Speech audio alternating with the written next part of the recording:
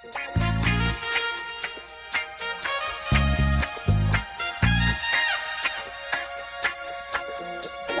buenas tardes, bienvenidos a un nuevo Charlando en el Forestal. En esta oportunidad contamos nuevamente con un amigo de la casa como invitado estelar de las estrellas mismas, así, con horario de estelar. Gabriel León, químico, doctor en biología celular y molecular de la Universidad Católica, quien actualmente está dedicado al 1000% a la divulgación científica a través de libros, podcasts y todas esas herramientas nuevas que yo no conozco. Te comiste el bio. ¿Ah? Te comiste el bio. Bioquímico. ¿Me lo vi? Sí. Bioquímico. Bioquímico. Dígame verdad. Yo platicando de mí.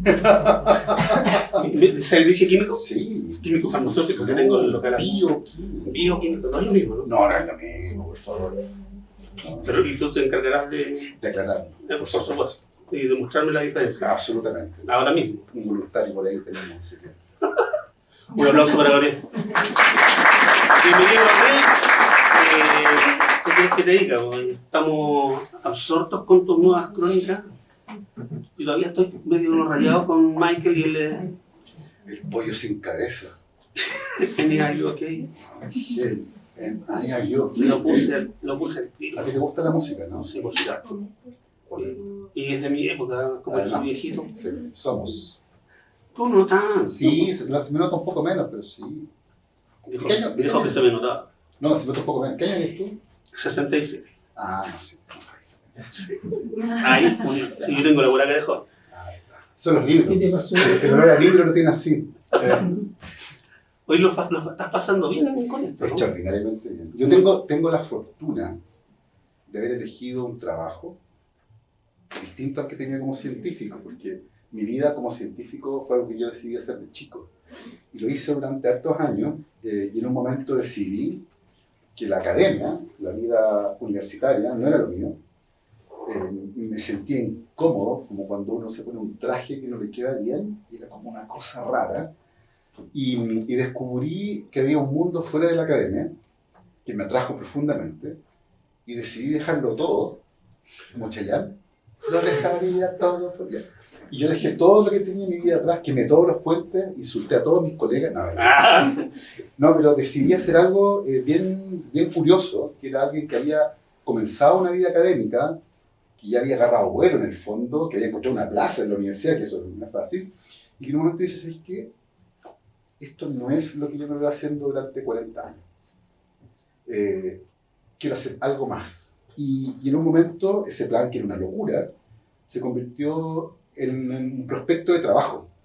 Y empecé a decir, ok, hay espacio en la radio, en los libros, en los podcasts, en la tele, hay espacio produciendo contenidos científicos que me pueden permitir seguir viviendo la vida que yo había querido vivir, pero ya no vinculado con la universidad, con los laboratorios, con las salas de clases, sino que con esto, por ejemplo, con poder juntarnos un día viernes en la tarde en el centro de Santiago a hablar de libros y ciencia en un lugar donde se venden libros. Y eso yo lo descubrí con el paso del tiempo, porque cuando publiqué La Ciencia Pop, el primero, el año 2017, todo esto era una fantasía. De hecho, cuando yo comenté en la editorial que me parecía al inicio un camino muy bonito y que yo eventualmente podía dedicarme a esto, ellos fueron muy realistas. Y muy responsables, por cierto. Me dijeron, chata la moto. Como te lo digo. Ojo, que esto es uno, y nadie vive de un libro, y como yo sí lo tengo claro, decía yo, pero yo creo que esto puede ser algo significativo en mi trayectoria futura. Y ya vamos en el libro 13, y vamos en varios países del mundo, y han salido otras cosas. Entonces, para mí, este cambio de vida, dedicarme a esto ahora, ha sido algo realmente extraordinario, y lo paso muy, muy bien, y espero que se note que lo paso bien. ¿Se nota que lo pasa bien? Sí. Maravilloso. En el prólogo del libro tú dices que en algún momento pensaste que se podían acabar las fuentes de inspiración. Pamplinas. Esto fue una crisis que tuve un día. Yo tengo un podcast que se llama Cualquier Libro de Ciencia Pop. Y el desafío ahí es publicar todas las semanas una historia de ciencia que dura media hora, más o menos. Y eso quiere decir que permanentemente estoy buscando material para convertir una historia en una historia que se puede contar de manera audible. Y en un momento, un día, estaba buscando de qué escribo esta semana, Y tuve una mini crisis. Dije, esta historia, ya la conté. Esta historia, ya la conté. Esta historia, las conté todas. Dije yo, no puede ser. O sea, es un pensamiento ridículo, pero se pasa por un microsegundo. Dije, ¿qué pasa si se acabaron las historias entretenidas y emocionantes de ciencia? ¿Qué pasa si a lo mejor, porque somos mucha gente haciendo esto, de contar historias, qué pasa si ya las contamos todas? Y es un pensamiento ridículo, pero me atacó en un momento, porque al cabo de un rato pasó algo, se publicó un paper y salió una historia que era muy buena, que había que escribir un poco más tal vez, pero ahí estaba. Y se recupera la premisa original de la ciencia pop 1, de que la ciencia, se nos olvida a veces, es una actividad realizada por personas. Lo que pasa es que tenemos una idea muy basada en la cultura popular de cómo son los científicos. Este señor canoso, barbón, de lentes, con un delantal blanco, encerrado en un laboratorio, que nadie entiende lo que dice, que es un tipo raro, súper inteligente, extravagante, solitario. Y no, los científicos y las científicas, en primer lugar, son personas. Y ustedes lo saben, a las personas les pasan cosas. A cada segundo. La vida es acontecida. Y uno sale en la mañana de la casa con una idea acá, y viste un rebote y terminaste en otro lado, porque la vida es así. Y mientras eso sea así, la ciencia va a seguir teniendo estas historias que están ahí, a veces un poco escondidas, porque no se cuentan directamente en la biografía más importante que tienen los científicos, que es el artículo científico, pero están de refilón. Ejemplo, hace unos 15 días estaba yo en mi casa. Yo sigo con la costumbre de revisar permanentemente las noticias científicas. Y así como uno va a un portal de noticias y ve lo que está pasando en el mundo, si quieren hacer eso, yo no lo haría, pero si quieren hacer eso, hay portales de noticias científicas, donde uno va a ver los últimos artículos publicados, las últimas novedades. Y apareció un artículo, me pareció interesante, y lo comencé a leer. Y el artículo era el desarrollo de un antídoto universal contra mordeduras de serpiente. Y eso es raro, porque cada serpiente produce un veneno específico. Y por lo tanto, cada antídoto es específico. Si tú llegas a un hospital y dices, me mordió una serpiente, lo primero que te van a preguntar es, ¿la trajo? La trajo. Si no tuve que buscar un souvenir, ¿cachai? Como que me mordió y me vine. ¿Cómo era? ¿Cachai? Como era roja, tenía más. No la vi, estaba oscuro. Se va a morir. Se va a morir porque no tengo idea qué antídoto aplicarte, porque una cobra y una mamba una mamba negra, tienen venenos distintos, por lo tanto, el antídoto de esta no te sirve para eso. ¿Ya? Es un problema. Como las vacunas. Son específicas para una cosa en particular. La vacuna contra la influenza no te va a proteger contra la difteria.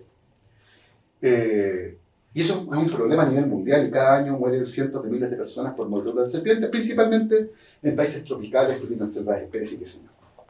Entonces, llama mucho la atención un antídoto universal contra mordeduras de serpientes. Acá hay algo raro. Pero para eso hay que saber todo lo que yo les conté antes. Pues tú no sabes que cada serpiente tiene un veneno específico, que no te va a llamar tanto la atención. Me dices, qué interesante, pero acá hay algo raro. Esto no es cualquier hallazgo, aquí hay algo bien interesante. Y uno lee el artículo y al final dicen agradecimiento a Tim Feldman. Ahí está la historia. No está en el paper, está ahí en ese nombre. Google, Tim Feldman. Es un gringo loco, porque está loco, hay que estar loco para hacer esto, que voluntariamente, más loco todavía, voluntariamente en los últimos 20 años se ha hecho morder 200 veces por serpiente. Hay problema en la casa. Fascinado por la serpiente y por esta idea de que no hay antídoto universal, él dijo, yo me voy a convertir en un antídoto universal. Y se hizo morder por un montón de serpientes distintas. Su cuerpo, los venenos de serpiente, son proteínas, y por lo tanto tu cuerpo reacciona produciendo anticuerpos contra esas proteínas. Y él generó anticuerpos contra un montón de venenos distintos, porque se hizo morder por un montón de serpientes distintas, y su sangre se convirtió en un antídoto. Él era un antídoto con patas. Entonces le sacaron sangre, purificaron los anticuerpos, los embotellaron, y eso ahora es un antídoto universal. Primera vez en la historia que tenemos un antídoto que sirve contra 10 mordeduras distintas de serpientes. Gracias a este señor que está claramente loco. No son todas, pero son muchas. Por supuesto, las más importantes, de hecho. Las más importantes. Las más importantes, las que generan hoy la mayor cantidad de muertes por mordeduras de serpientes. Y por lo tanto, este señor se convirtió en algo así como una farmacia ambulante. Esa historia es maravillosa y no está contada. La historia de él no está contada en el paper porque es irrelevante saber de dónde salió Case. Lo importante es saber que están los anticuerpos y que neutralizan los venenos. Pero esa historia, ese hecho científico, esconde una historia fascinante. La pregunta es, ¿dónde cuento esa historia? En el paper no, porque el editor te la va a borrar. El editor te la va a sacar. No, es súper interesante, pero no me interesa. Porque no tiene que ver con el hallazgo. La historia de este señor no nos interesa. Acá. No está en este libro, por cierto. Porque yo espero que nos vaya bien. Y que podamos contarlo en el próximo. Mi editor me diga, Gabriel, vamos por la cuarta ciencia. Pero a eso voy. Esta idea ridícula que tuve en un momento, un breve lapso de debilidad, está equivocada. ¿Estás pasando por un mal momento? No, yo creo que estaba muy ansioso, yo creo. Y tengo la sensación de que mientras la ciencia siga siendo una actividad humana, quiero recalcar eso, porque quiere decir que tal vez la ciencia deje de ser una actividad humana. La tiraste ahí. Pero mientras la ciencia siga siendo una actividad humana, nos van a seguir pasando cosas y van a seguir habiendo buena historia. Tú eres joven, ya lo dijimos al principio. No vamos a volver a hablar de nada. Es un buen ser, hombre, eso es lo que pasa. ¿Leías las selecciones del Reader Digest? Por supuesto. Lectura obligatoria. Eso te van a acabar la lleno, tienes que comprar la colección completa. lleno. Torres de Reader Digest, con una historia fantástica, historia real. Anda, seguro se inventó la historia que contan ahí en las cartas, pero, eso sí. Pero de que está llena de historia, está llena de historia. Y eso me lleva a la siguiente pregunta. Cuando, obviamente, tú todo esto lo tienes que contrastar. Sí. Y ahí hay pega. Ahí está la pega. La pega que no se ve es lo que yo hago por ustedes. ¿Ya? Yo les digo, oye, vayan a buscar si esto es verdad, yo dejo la historia ahí. No, eso sería irresponsable. Mi trabajo es buscar una buena historia y confirmarla. Mira, cuando empezó a aparecer TikTok, durante la pandemia con fuerza, era muy entretenido porque se notaba que la gente estaba aburrida en sus casas y que había mucho talento oculto. Publicaban unos videos que eran extraordinarios. Animaban unas horas de teatro, pelotas de ping-pong que caían dentro de un vaso, gatos que volaban. Pero se acabó la pandemia y la gente tuvo que volver a trabajar, se notó, porque bajó ese tipo de videos, pero aparecieron otros. El tipo que le habla a la cámara y dice, ¿sabían ustedes que wow, me contaba una historia que era súper entretenida? Y yo digo, interesante. Google, vamos. Primero, paso número Google. Pum. Descartado. No es verdad. El 90% del tiempo no es verdad. Y yo diría que un poco más. 90%. Del 10% restante, el 4%, no, mentira, el 9% está exagerado al punto de la distorsión. O sea, no es como dicen ahí, no eran 20, era uno solo, y no se cayó, lo empujaron, entonces al final es como, no. Y con suerte una se salvaba, que era algo que uno podía escarbar. Pero ahí comienza recién Google, el primer paso, porque es un hecho científico, ¿dónde está la evidencia? ¿Dónde fue publicado? ¿Dónde está el estudio de esto? Entonces empieza el trabajo de verificar a nivel científico. Luego, sí, es verdad, hay que armar la historia. ¿Dónde la encuentro? A veces está en libros, a veces está en periódicos. Me acuerdo que para la Ciencia Pop 1 estaba buscando la fecha de la muerte de una persona. Y había controversia con las fechas. Había varias fuentes que decían fechas distintas. Y yo dije, ¿cómo lo hago? Y era una noticia relativamente reciente, de los años 70, de un periódico escocés. Había ocurrido en Escocia, entonces dije yo, bueno, vamos, los periódicos escoceses. Y afortunadamente hoy día muchos periódicos están digitalizados. Y literalmente leí un diario de 1978 para confirmar la fecha. Y ahí decía, el día de ayer, en la tarde, a las tantas, murió tal persona. Listo, confirmado. ¿Te das cuenta? No me fié de la fuente secundaria, fui a la fuente primaria, confirmé una fecha en particular. Y todo eso, con los hechos ya en la cabeza, arman una mini historia que forma parte de una cadena de historias, porque me gusta contar historias en cadena. Un hecho A, gatillo un hecho B, que se conecta sorpresivamente con C. Y esa es la sorpresa que a mí me gusta, es como un chiste. Ese momento de, eso me gusta encontrarlo. Y cuando encuentro ese eslabón, es como un mini descubrimiento científico para mí. Siento algo parecido a lo que sentí en el laboratorio cuando descubríamos algo. Ese momento de eureka donde, aquí está la historia. Por fin encontré los elementos narrativos que permiten que esta serie, esta colección de hechos, se conviertan en una buena historia. Y esa es un poco la manera de trabajar y de seguir la pista. Yo a esta altura tengo una suerte de olfato. Cuando hay algo, como que y empiezo a escarbar. Y de repente salen las cosas. Y tengo además una memoria prodigiosa para este tipo de cosas. Sí, yo me fijo. A mí se me pueden olvidar las llaves de la casa 20 veces en el año, pero nunca se me olvida una buena historia. Entonces tengo una memoria súper buena. Igual no confío en mi memoria, tengo una base de datos con un montón de hechos, a veces son palabras sueltas, links de distintos lados, y están esperando, son como ingredientes en una despensa. Entonces digo, ¿qué voy a cocinar? A ver qué tengo en la despensa. Mira, tengo esta historia súper entretenida.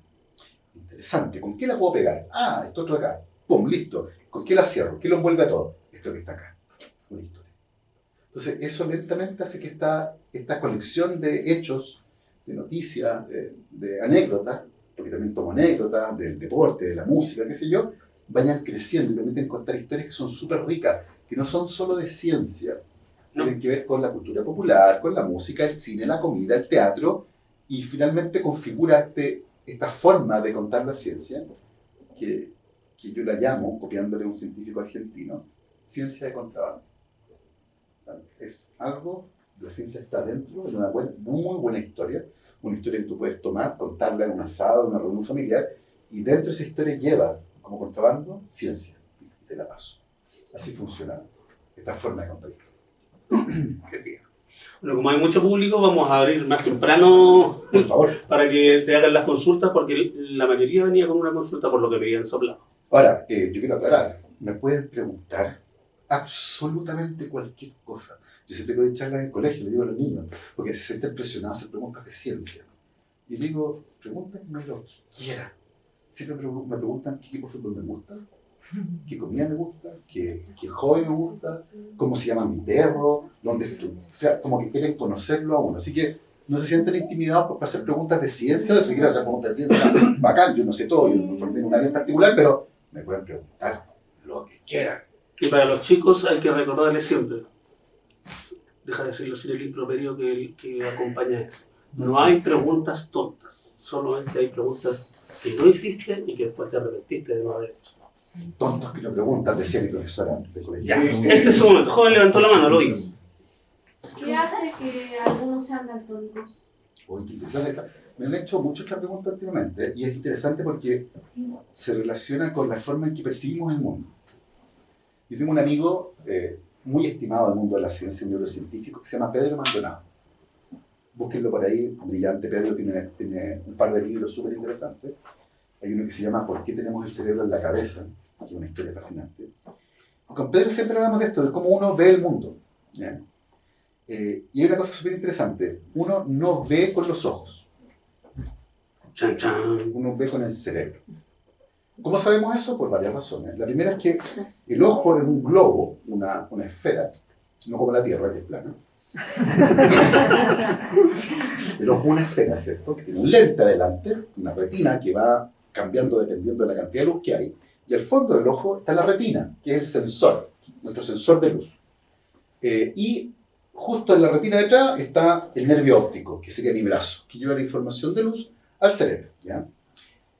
Anatómicamente hablando, esto es interesante porque quiere decir que en el punto donde el nervio óptico se inserta en la retina, ahí, justo ahí, no hay sensores de luz, porque está el nervio óptico. Entonces no hay células que son sensibles a la luz. Eso quiere decir que si ustedes miran hacia adelante y se quedan quietos y tienen un mapa de su campo visual, ¿cierto? Un campo visual grande, ustedes a esta altura, en ambos ojos, en la visión binocular, acá deberían ver dos puntos negros, uno aquí y uno acá. Porque ahí está la inserción del nervio óptico en la retina. ¿Ven dos puntos negros? No. Si ven dos puntos negros, vayan al médico. No ven dos puntos negros, pero tienen que estar ahí. ¿Por qué no están? El cerebro lo borra. El cerebro dice, estos dos puntos que flotan conmigo no están ahí. Y con un Photoshop que tiene, los borra por el entorno del campo de visión. Ustedes están alucinando permanentemente. Porque su cerebro borra dos puntos negros que deberían estar ahí. Sí, de hecho, esto se puede confirmar, es muy lindo el experimento, yo lo he hecho en los colegios, los cabros saltan, en un papelito blanco, una hoja blanca, dibujen una X y 10 centímetros para el lado, un puntito negro. Y luego se ponen la X frente al ojo izquierdo, con el punto negro hacia la izquierda, y se tapan el ojo derecho. Y ponen el punto, la X justo frente al ojo izquierdo. Van a ver el punto. Pero a medida que acerquen la X al ojo, en un momento el puntito va a entrar al punto ciego. Pero el puntito va a coincidir con el punto negro y el cerebro va a colapsar y lo va a borrar y va a entrar ahí en el punto ciego. Y el punto negro del papel va a desaparecer frente a sus ojos. Es impresionante. Segunda razón por la que sabemos que es el cerebro. Hay lentes que dan vuelta al mundo. Por la óptica que tienen, la imagen se queda patas para arriba. Pasa si miras por un telescopio de la Tierra, ¿cierto? Y está todo al revés. Y un señor que hizo un experimento fascinante, se puso estos lentes, como de buzo, que daban vuelta a todo. Imagínense lo que significa andar por la vida con todo patas para arriba. O sea, caminar ya es una proeza. Hacerse una taza de té es un suicidio, porque el agua cae literalmente hacia arriba. O sea, imagínense achuntarle con la taza como ¡ah! Bueno. Y este señor trató de vivir así durante un buen tiempo, varios días, y de repente su cerebro se dio cuenta de que la realidad que él vivía era distinta a la que veía. Y el cerebro dijo, no, esto no está bien. ¿Qué hizo el cerebro? Dio vuelta la imagen. El cerebro, con los lentes puestos, dijo, no, esto está patas para arriba. Y dio vuelta la imagen. El cerebro se adaptó y dijo, esto no está bien. Veamos con el cerebro. ¿Ya? Aquí voy con esta explicación larga. La percepción del color también es una cualidad del cerebro. Hay receptores de luz. En el ojo tenemos de 3 colores, rojo, verde y azul. Eso es súper interesante porque hay cosas amarillas en el mundo, ¿cierto? No tenemos receptor de luz amarillo. No tenemos, no hay ni una célula en el ojo que sea un receptor de luz amarilla que le diga al cerebro amarillo. Eso no existe. De hecho, en los televisores que tienen en sus casas o en la pantalla estos dispositivos infernales, si ustedes lo miran con una lupa, van a ver que cada pantalla está compuesta por 3 puntitos de color o 3 rayitas de color. Rojo, verde y azul. Y si ven Bob Esponja un día en la tele y ponen pausa en la tele y se acercan con una lupa, en la tele no hay ni un píxel amarillo porque no existen. Lo que sí hay son píxeles rojo y verde. Y cuando tu ojo ve rojo y verde y le manda al cerebro rojo y verde juntos, el cerebro dice amarillo. El amarillo es un invento de tu cerebro. Hay personas que ven el mundo distinto a la mayoría de las personas. Eso es lo que nosotros entendemos como lo normal. Lo normal es lo que la mayoría experimenta. Para la inmensa mayoría de las personas, el logo de Instagram es anaranjado, rojo y luego como morado. El logo de Facebook es azul. El polerón del niño que está allá con el polerón de Spider-Man es rojo, ¿cierto? Ya. Y probablemente si yo hago la encuesta y les pregunto a todos de qué color es el polerón del niño, todos van a decir rojo. Pero si pongo una paleta con 150 tonos de rojo, es muy probable que muchos elijamos un tono distinto que representa ese color. Porque tenemos sutiles diferencias en la forma de ver el mundo. Hay un grupo de personas que no va a decir rojo, va a decir otro color, verde, por ejemplo. Y sabemos, porque la frecuencia es baja, y además porque podemos medir la calidad y la cualidad espectral de esa luz, podemos determinar científicamente de qué color es la luz que refleja ese color. Yo pongo un instrumento y me dice, esta luz de tal longitud de onda, y eso corresponde a tal color. Pero hay personas que no lo ven así. Y eso puede ser porque tienen defectos o diferencias en la presencia de estos 3 receptores de color, el rojo, el verde o el azul, o en la forma en que comunican esa información al cerebro. De hecho, hay una isla en el Pacífico Sur, que está contada esa historia en la Ciencia Pop 1, o la 2, ya no me acuerdo, en la que un porcentaje importante de la población ve en blanco y negro. No ven colores, porque no tienen las células del ojo que ven en colores, solo tienen las que ven la intensidad de la luz. Ven como si todo fuera de noche siempre. ¿Se han fijado que de noche no hay colores? Todo o es gris, blanco, negro, o como dice el dicho, de noche todos los gatos son negros, incluso los gatos café. Porque no hay, nuestros ojos están trabajando en otro formato, que es el de baja incidencia lumínica. Y ahí principalmente vemos con las células que ven intensidad de luz, no color.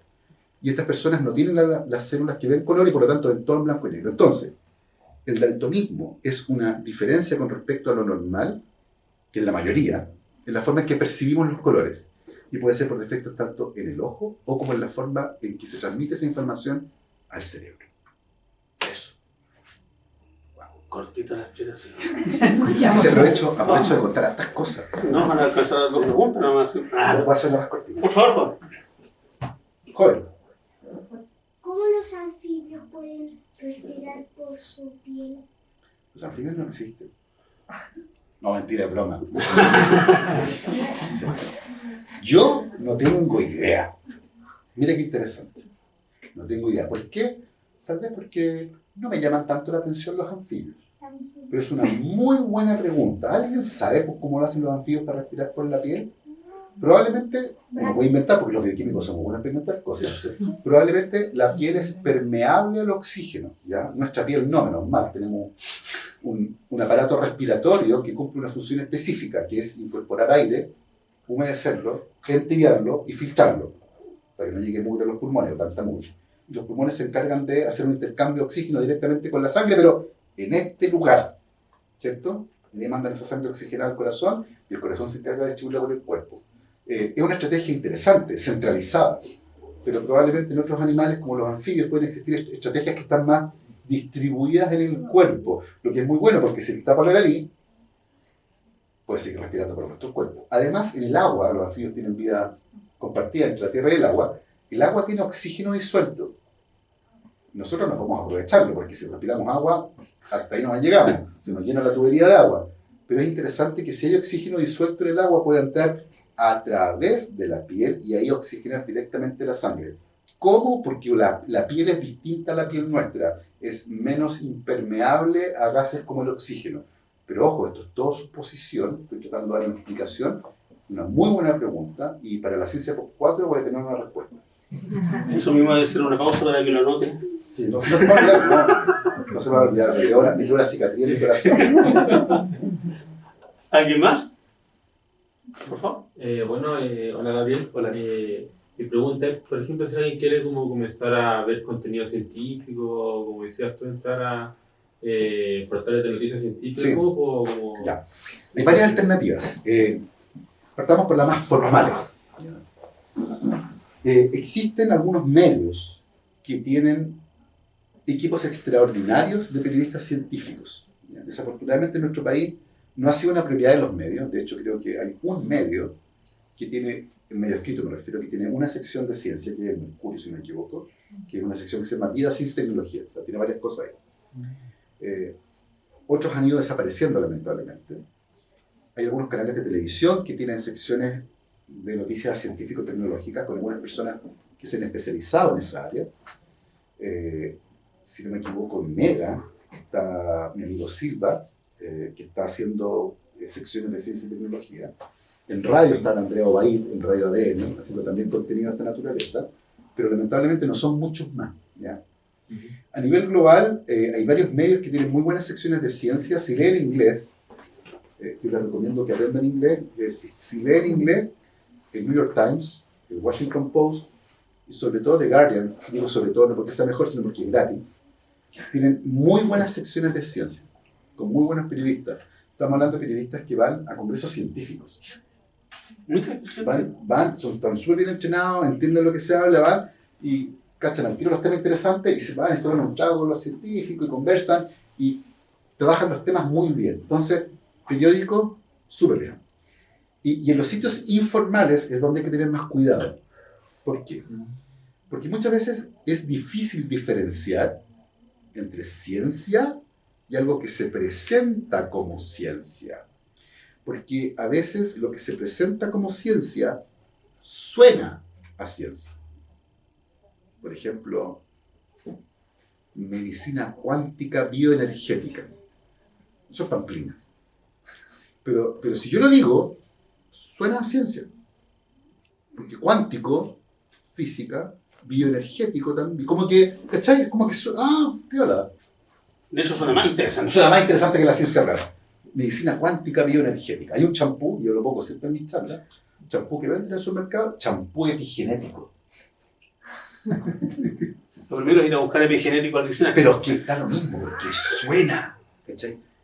Debe ser mejor que el champú no epigenético. ¿Cachai? Entonces, la ciencia, lo que distingue la ciencia no es el lenguaje.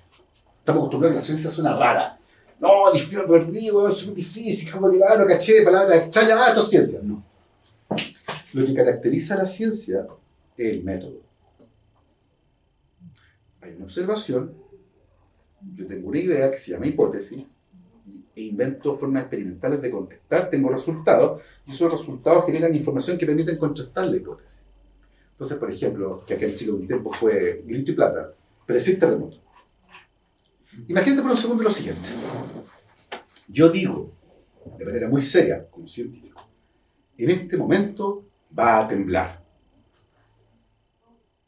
fallemos. Algún día va a funcionar y va a ser la mejor charla de la vida. La patada, va a ser la cagaza. ¿Qué pasa si tiembla? La gente, ¡oye, Gabriel León sabe predecir terremoto! Y yo voy a lucrar, pues no, mentira. Y no, porque al final del día lo interesante es lo siguiente. Gabriel, ¿cómo supiste que iba a temblar? Porque ese es el valor. Pues yo le puedo achuntar a cualquier cosa. Y eso es suerte, es azar. Pero el valor de la ciencia es que es conocimiento que se puede transferir. Entonces, tú me preguntas, Gabriel, ¿cómo lo hiciste? Entonces, supongamos que yo de verdad invento una forma de predecir terremotos. Yo digo, mañana, a tal hora, a tal lugar, y ocurre. Y después lo hago de nuevo. Son 2 veces. Suerte es difícil. Ganarse la lotería 2 veces es difícil. Lo hago 3 veces. Y ahí los científicos van a empezar a decir, aquí hay algo. Y me van a preguntar, Gabriel, ¿cómo lo hiciste? Bueno, yo descubrí que, voy a inventar, pero esto es un invento. La actividad solar, cuando se correlaciona con cierto evento en la atmósfera, más actividad volcánica, qué sé yo, produce condiciones que permiten anticipar con un 95% de precisión la ocurrencia de un sismo. Y yo le digo esa información a alguien y alguien me dice, perfecto, va, toma mi método y dice, ok, se cumplió esto, debería aparecer un terremoto, ahora, terremoto. ¡Ah! No soy yo, ¿cachai? Tengo un método, hay algo que se puede contrastar, que otras personas lo pueden tomar y lo pueden hacer. ¿Ya? ¿Por qué digo esto? Porque hay canales de YouTube, cuentas de Instagram, TikTok y qué sé yo, y tú ves gente hablando. Yo el otro día tuve la mala idea de meterme a ir a una charla que me mandaron, de alguien que me decía que las vacunas eran malas, así que ya, y me hinchó, ya, ok, voy a ver la charla. Era un cantinfleo permanente. Un tipo con delantal, por supuesto. Con anteojos.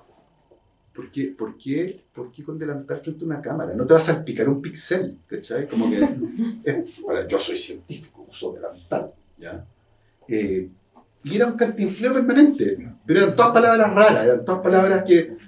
Entonces, al final del día, tenía un mensaje que quería transmitir, lo adornaba con palabras raras que nadie entendía, y tú decías, ¡oh! Me voy a morir. Y tenía miles y miles de visitas, miles y miles de likes, y probablemente alguien está ganando plata con eso. ¿Ya? Entonces, ¿dónde está el punto en que tú decides si es cómo darle validez? Bueno, ¿cómo lo hizo? No el qué. La ciencia no tiene que ver con el qué, el cómo lo hizo.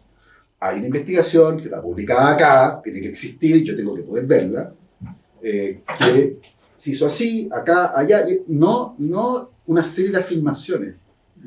Ahora, hay gente que tú puedes googlear y, no sé, Veritasium, un tremendo canal de YouTube, un tipo con un equipo de producción a esta altura impresionante, maravilloso. Hay un montón de chilenos también, hay gente que viene del mundo de la ciencia, tiene canales de YouTube, cuentas de Instagram, TikTok, y ahí puedes ir. Que tienen una barrera baja de entrada en cuanto al lenguaje, porque entienden la lógica de la comunicación a un público que no es científico y tratan de eliminar los tecnicismos y enseñan la médula de la ciencia, cómo se descubrieron las cosas. Te muestra el camino lógico que hay que seguir, que la ciencia no es una verdad que aparece sencillamente frente a los ojos de alguien que por alguna razón, ¿cierto?, fue elegido para esto. No. Si mi conocimiento solo es mío y nadie más lo puede adquirir, eso no es conocimiento. Tiene que ser replicable. Tiene que ser, es una revelación. Está más cerca de un líder religioso que de un científico. Entonces, hay sitios formales en los medios, hay sitios que no quiero llamar informales, pero más populares como las redes sociales. Hay que mirar a la persona, ver de dónde viene, cuál es su formación y, sobre todo, cuáles son sus fuentes y que cuente no solo el qué, sino el cómo. Cómo se logró hacer esto y que tenga sentido. Eso. Por favor. ¿Qué tal? Bueno, yo te sigo hace rato y siempre me ha llamado la atención. Yo vengo del área académica, igual de científica, y me llama mucho la atención que tú tienes un talento súper bueno para hacer lo que dijiste que hacías, que es como cerrar una historia, contando muchas cosas interesantes en el camino, y finalmente uno se sorprende con el final, porque Sí, como que tiendes a cerrar, qué sé yo, y eso pasa siempre en tu historia. Quería preguntarte, ¿tú eso lo adquiriste, lo tuviste, te cultivaste en el tema? Porque sería súper bueno que los profes de universidades y de colegios tuvieran ese talento. Sí, es una mezcla de cosas. Y esto yo me di cuenta en retrospectiva, como muchas veces en la vida. Uno mira para atrás y dice, cuando yo era niño, era bueno para contar historias. me gustaba inventar historias o contar historias. Pasaba algo, si pasaba algo, yo lo contaba muy bien. O sea, era capaz de tomar la cronología de los eventos y alterarla si era necesario para que se entendiera bien. No te contaba la historia cronológica porque si no se entendía nada, la vida es confusa. Entonces, tenía ese talento para entender lo que había ocurrido y contárselo a otro para que lo entendiera. Como yo me sentía antes de saberme la historia. Y eso es una suerte de empatía con respecto al conocimiento. Muchas veces cuando uno aprende algo, se le olvida cómo era cuando no lo sabía. Por ejemplo, ¿qué canción es esta? Levanten la mano a los que superan. Era cumpleaños feliz, ahora sí. Ahora que lo saben es obvio, ¿cierto? Cuando uno sabe algo es obvio. Pero antes de saberlo, no. A mí no se me olvida cómo era yo antes de que me dijeran esto es cumpleaños feliz. Y eso es importante porque como yo pienso cuando ya lo sé es distinto. Y me aproximo a partir de lo que sé, no de lo que no sé, porque no se me puede olvidar lo que no sé. Yo intento que no se me olvide cómo me sentía y lo que pensaba antes de saber lo que sé. Porque me intento poner en los pies del otro. Por eso yo hablo como de empatía intelectual. ¿Me cachai? Entonces, ese talento en la universidad se convirtió en trabajo grupal, 6 personas, presenten adelante del trabajo. Oye, bravo, presenta tú. Porque además soy descarado. Entonces no me da miedo el público. Entonces yo me plantaba adelante y hablaba y explicaba súper bien. Por eso mismo en los congresos científicos me iba muy bien. Presentaba con claridad, no me daba terror. O sea, la primera vez que presenté en un congreso, me tocó en un congreso en Pucón de la Sociedad de Bioquímica y Biología Molecular, 600 personas. Estaban mis profesores ahí. Yo tenía compañeros que se desmayaban cuando tenían que presentar. Imagínate la presión de hablar delante de puros viejos secos, viejas secas, y uno ahí con su grafiquito así como... Y yo, como soy descarado, vamos para allá nomás, aquí yo les muestro, les vengo acá, yo les voy a enseñar esta cuestión porque yo me la sé mejor que nadie porque lo hice yo. Entonces, eso lentamente se convirtió en una forma de comunicar que cuando empecé a hacer clases, ahí tomó forma. Yo hacía clases de primer año, a los bioquímicos de primer año, les hacía el primer curso de la universidad, biología celular. Estos cabros venían del colegio y la primera clase que tenían en la universidad se las hacía yo. Entonces era un desafío gigante, porque además cada uno andaba con una de estas cuestiones en el bolsillo. Entonces, retículo endoplásmico versus, como que se te van los ojos. Entonces tenés que ser... Yo quería que me pusieran atención. Yo quería ser entretenido también. No quería esa lata de, tengo que ir a hacer clase, ahí está la cuestión, no se escucharon, no me presenten, bla, bla, bla, bla, saco la clase. No, yo quería, dije, ¿yo cómo lo hago? Contando historia.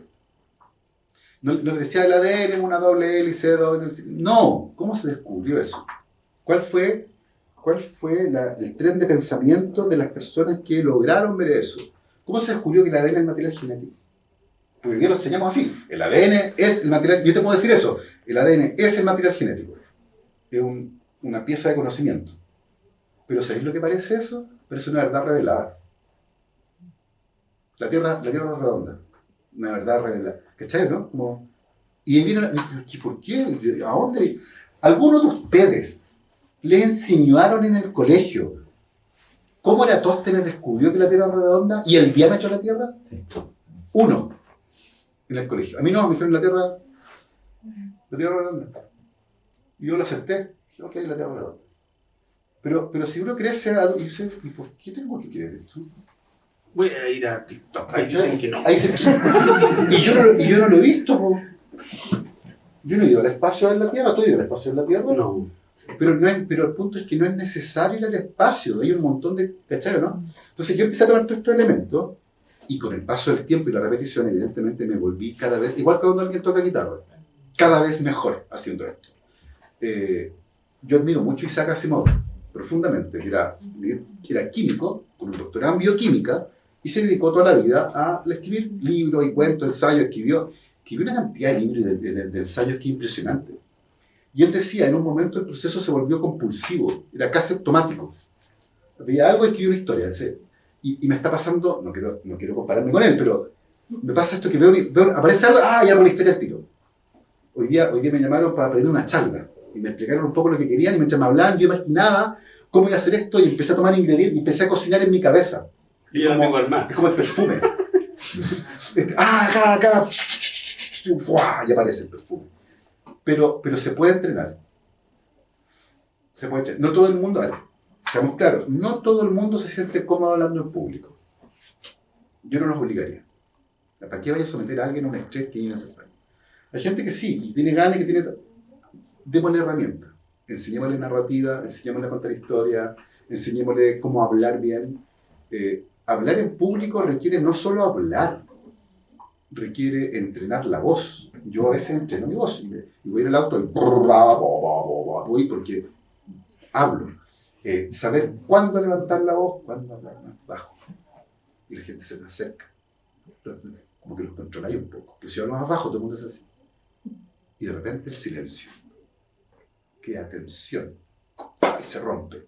Eso se aprende. No es un invento mío. Hay cosas que me salían así. Por ejemplo, me acuerdo una vez, yo hacía charlas para escolares. Entonces, cuando les hablo, me agacho. Y un profe me llamó y me dijo, ¿dónde aprendiste eso? Esa técnica de ponerte...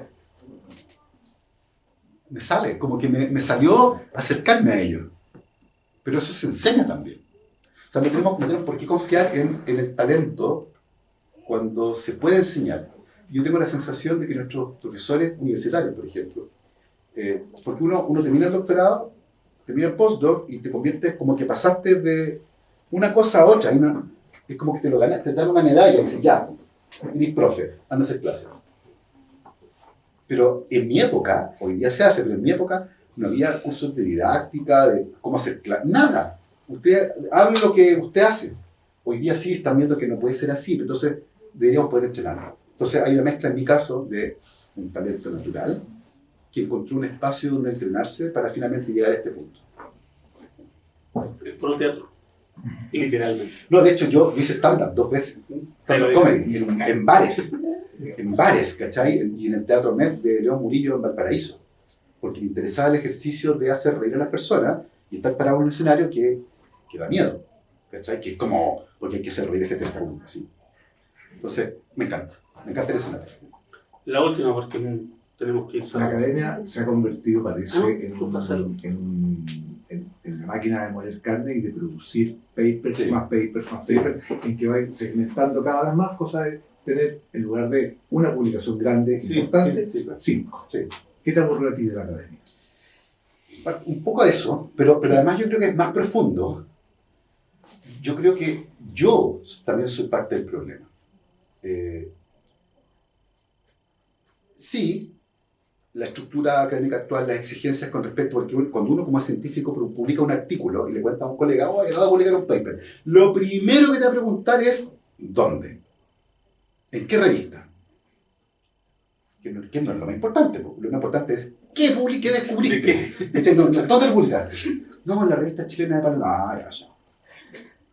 No, lo publiqué en Science. ¡Oh! Ahí sí. Porque, puta, proyecto, ascenso, más, ¿cachai? Entonces, el incentivo hoy día es solo eso. Entonces, y por otro lado, yo soy un pésimo jefe. No, porque uno cuando es jefe de un laboratorio tiene que ser recursos humanos, administración, hay que moverse. En los congresos hay que, este tipo que es seco, le voy a ir a hablar para que hagamos una... Y yo eso, soy complejo. No, yo iba a mis congresos, presenté mi trabajo y me volví a Chile. Entonces no, me faltaba algo. Yo soy un tipo solitario.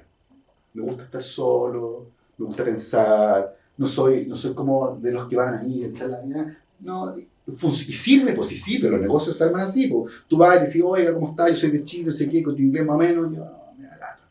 Entonces yo tengo la sensación de que yo tampoco era bueno para el actual sistema científico. A lo mejor habría sido un científico muy feliz en el siglo XIX. Con un mecenas que me financiara, yo con mis volados, con mis cosas, solo en el laboratorio. Y la ciencia hoy día es colaborativa, es multidisciplinaria, requiere estrategia, requiere administrar, Y yo no tenía ganas de hacerlo tampoco. No tenía ganas de convertirme en lo que me tendría que haber convertido para ser exitoso. Y me rebelé.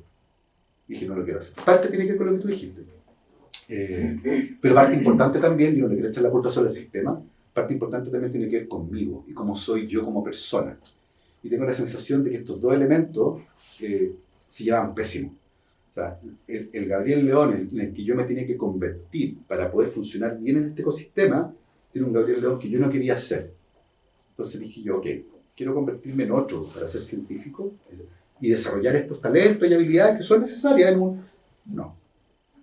No, y tampoco me interesa hacerlo solo por el paper, solo con estas tremendas presiones que hay por tener más plata, y más proyectos, y más paper. Ya bote. Y decidí dar un paso en contra. Así que es una mezcla de cosas. Un sistema un poco amigable, para mí al menos, y una forma de ser una personalidad poco adecuada para ese sistema. ¿Ahora sí? ¿Por qué hay como... ¿Por qué el humano se enferma? Muy buena pregunta. Por distintas razones. Piensa en los seres humanos como una máquina. Una máquina que tiene componentes y procesos. Un motor, por ejemplo. Hay componentes y procesos que requieren ciertas características para funcionar bien. Por ejemplo, la mamá tiene auto, échale un día parafina al tanque de combustible. Es broma, es broma, es broma. Mi abogada me ha dicho que tengo que recalcar que es broma. Es broma. No, pero si yo le echo si le echo arena, por ejemplo, al tanque de combustible, el auto se va a echar a perder. Porque su funcionamiento y su diseño no está hecho para que use arena como combustible, ¿cierto? Con nosotros pasa algo parecido.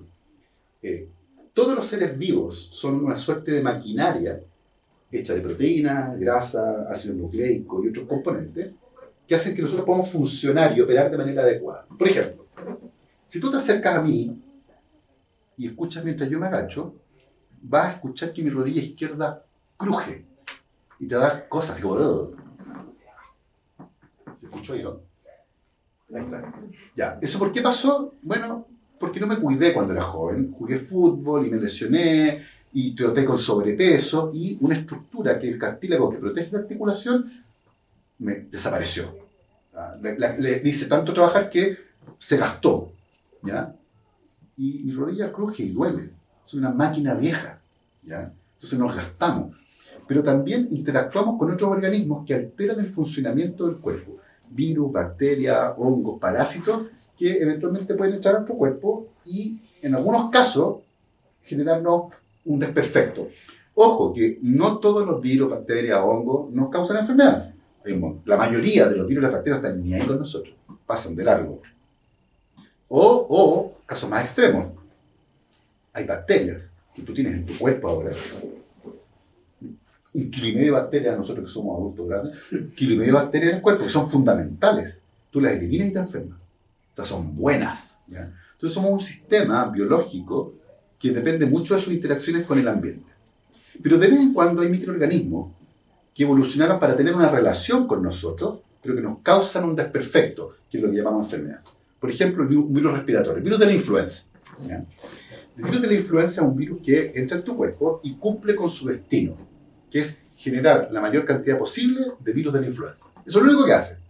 No tiene sueño, no tiene talento, no tiene familia, no tiene una foto de los viritos que tuvo. No, es una máquina, no piensa, es una máquina de hacer más virus, funciona para eso. Evolucionó para eso. El problema es que cuando eso ocurre en el cuerpo, nuestras células dejan de funcionar bien, porque él no tiene herramientas, te roba tu caja de herramientas. Y por lo tanto la célula dice, oye, pero quiero reparar esto, no tengo esto, se lo llevó el virus. Entonces la célula empieza a funcionar mal y eso genera enfermedad.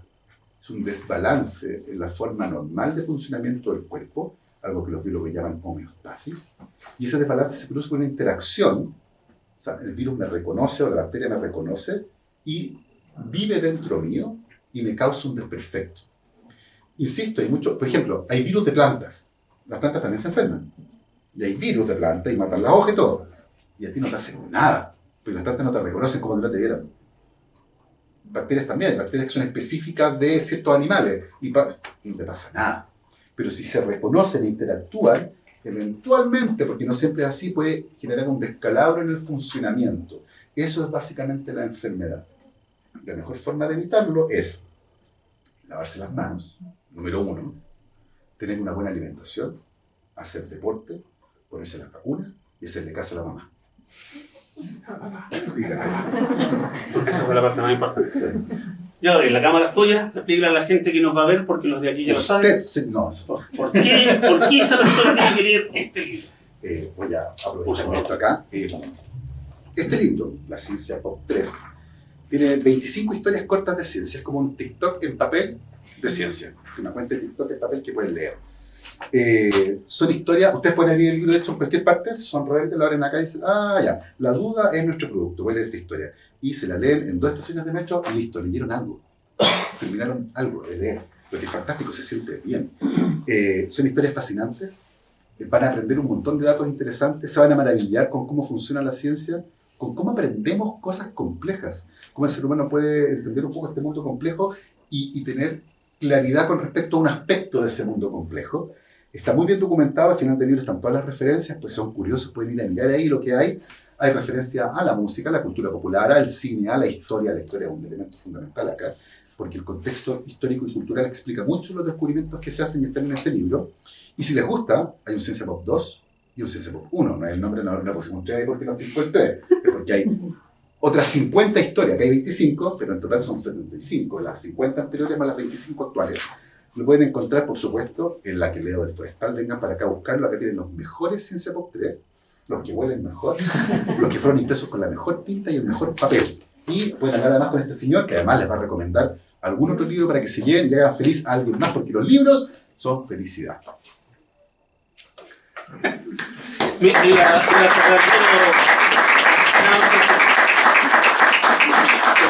están fuera de Santiago, espacioforestal.cl con despacho a todo Chile. Y si no, vengan a darse una vuelta acá. Trataremos de ser tan entretenidos Está quedando bonito el lugar, además está pasando cosas, está... Vamos, sí, se han demorado, pero ya pasa, va a pasar. Vamos, compañeros. No, o sea, no. ¿Nada? No, si no la embarré, dije compañero, no es tan malo. ¿O sí? No, linda palabra, compañero. Sí, compañero. Compartir el la canción de roles. Compañero. Linda palabra. Gracias a todos por venir. Un aplauso para...